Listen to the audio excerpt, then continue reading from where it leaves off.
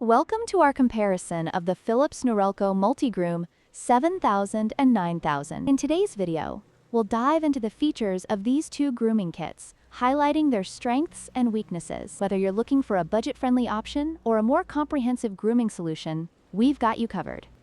The Philips Norelco Multigroom 7000 comes with 19 attachments, making it a versatile option for various grooming needs. However, the Multigroom 9000 takes it a step further with 23 attachments, providing even more options for precision grooming.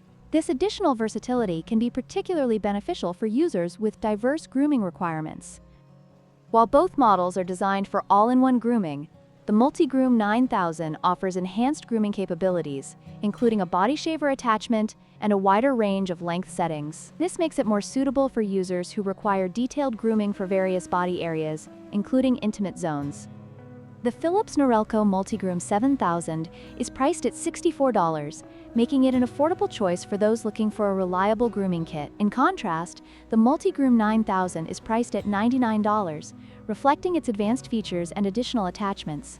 It's essential to consider your grooming needs and budget when making a decision.